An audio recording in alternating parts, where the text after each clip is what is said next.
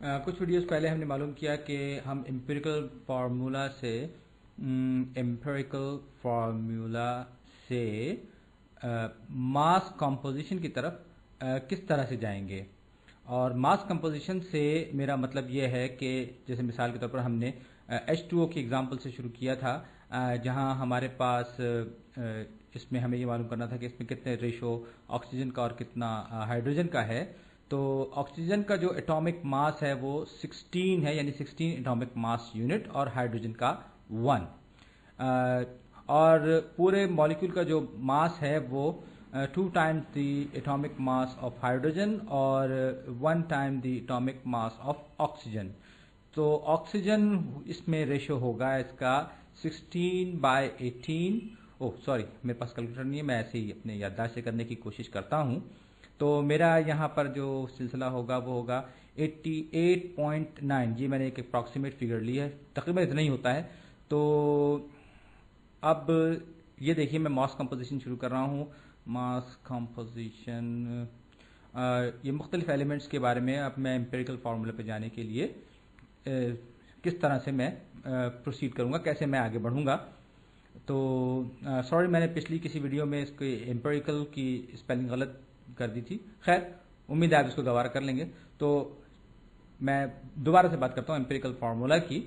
तो अब तक की एक्सरसाइजेज में हमने देखा कि हम किसी भी सब्सटेंस को किस तरीके से उसके एम्पिरिकल फार्मूला को जज करते हैं।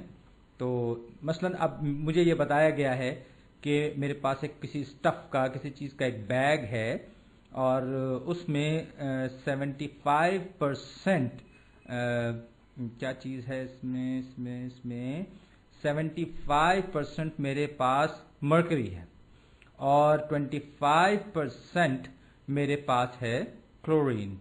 तो सवाल यह है कि इसका एम्पिरिकल फार्मूला क्या होगा, इस पूरे स्टफ का फार्मूला, एम्पिरिकल फार्मूला क्या होगा। तो ये मेरे पास जो भी मॉलिक्यूल्स हैं उनका आपस में रेशियो कितना होगा, यानी वही चीज़ जिसको हम एम्पिरिकल फार्मूला कहते हैं। तो इसके बारे में सोचने एक तरीका तो यह है कि मैं फर्ज कर लेता हूँ कि मेरे पास वो जो चीज़ है उसके 100 ग्राम्स हैं, 100 ग्राम्स मेरे पास हैं।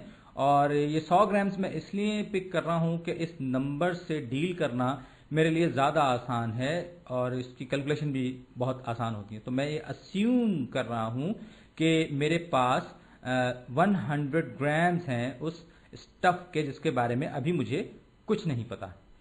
तो ये इसमें 75% यानी 75 ग्राम्स हुए मरकरी यानी Hg के, और इसका मतलब बाकी जो रहे वो कितने रहे, वो रहे 25 ग्राम्स। तो ये 25 ग्राम्स होंगे Cl यानी क्लोरीन के। तो अब ये है कि मैं फिर वही बात दोहराऊंगा कि 100 का जो नंबर है वो आसान है, मैं इसकी जगह 112 भी ले सकता था, लेकिन वो ज़रा मुश्किल हो जाता है उसका हिसाब किताब लगाना। तो खैर 75 ग्राम्स ऑफ Hg का मतलब ये है कि पहले मुझे इसे इसके मोल्स में कन्वर्ट करना है ताकि मैं आगे बढ़ सकूं। तो मैं ज़रा सूटेबल कलर ले लूं। तो 1 mole of hydrogen is 6.02 into 10 raised to the power 23 mercury atoms, वही एवोगाड्रोस नंबर।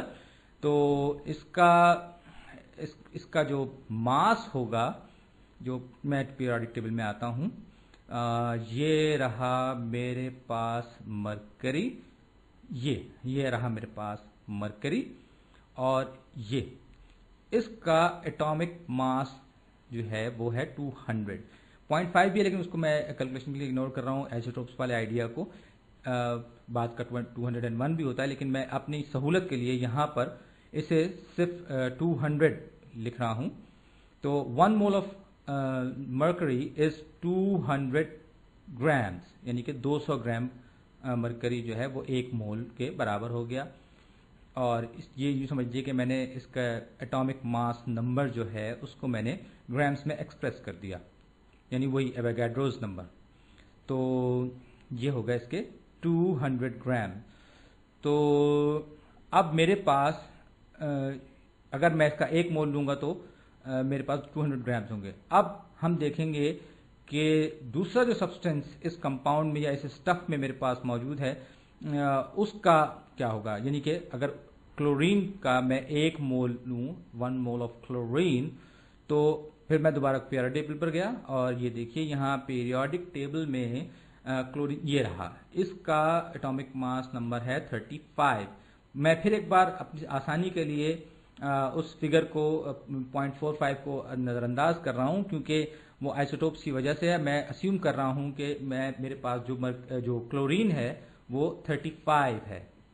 तो आगे बढ़ते हुए अब मैं यहाँ लिखूँगा 1 मोल ऑफ क्लोरीन, ये होगा जनाब मेरे पास 35 ग्राम्स। 35 ग्राम्स मेरे पास आ गया। तो 75 ग्राम्स मरकरी जो है, लिए मैंने कैलकुलेटर ऑन किया, तो 75 ग्राम्स मरकरी जो है वो कितने मोल ऑफ मरकरी के इक्विवेलेंट होगा, कितने मोल मरकरी के बराबर होगा। तो इसके लिए मैं 75 को डिवाइड करूंगा 200 से, 75 डिवाइडेड बाय 200 और ये इज इक्वल टू 0.375, यानी मेरे पास इस वक्त मरकरी के जो मोल्स हैं वो 0.375 मोल्स ऑफ मरकरी हैं इस बैग में ऑफ मरकरी। ये इसका मोल 200 ग्राम्स और जो इस वक्त मेरे पास एग्जिस्टिंग क्वांटिटी है, जो मिकदार मेरे पास है वो 0.375 मोल्स ऑफ Hg है।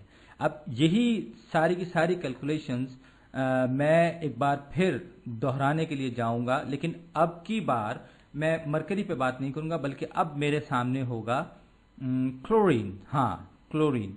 तो मेरे पास क्लोरीन के कितने ग्राम्स हैं? 35 ग्राम्स।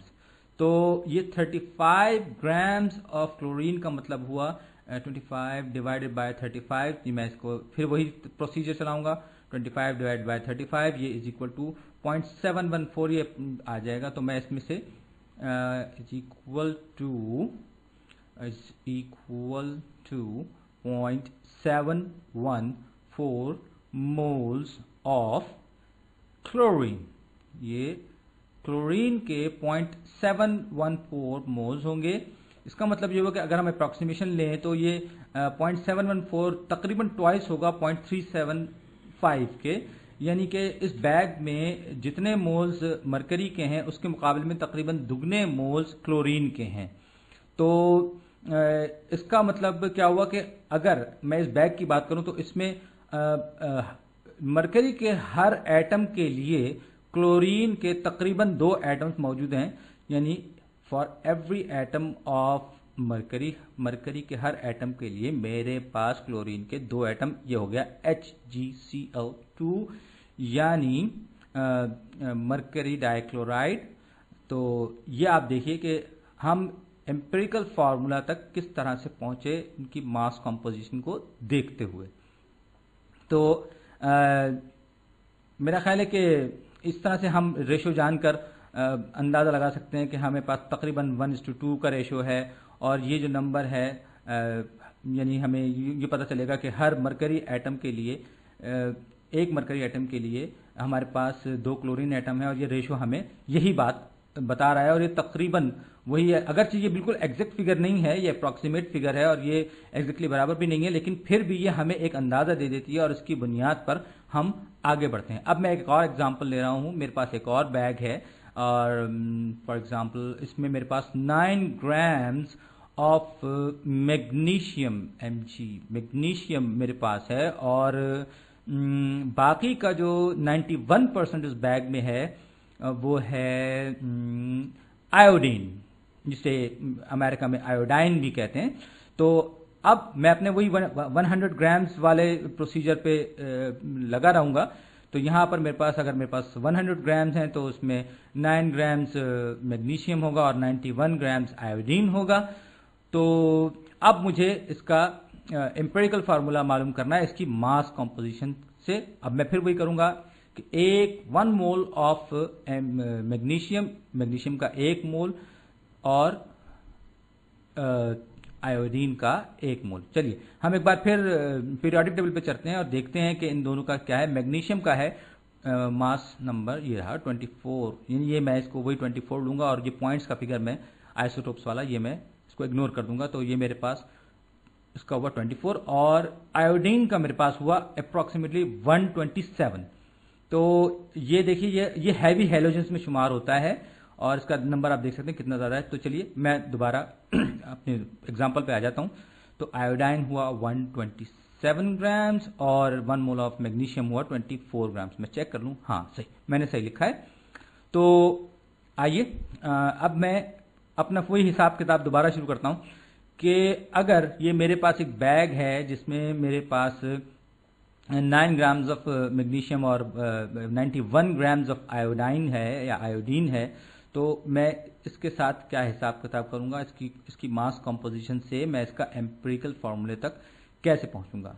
तो ये मेरे पास 1 मोल ऑफ आयोडाइन ये 127 और ये मैग्नीशियम का 24 ग्राम्स।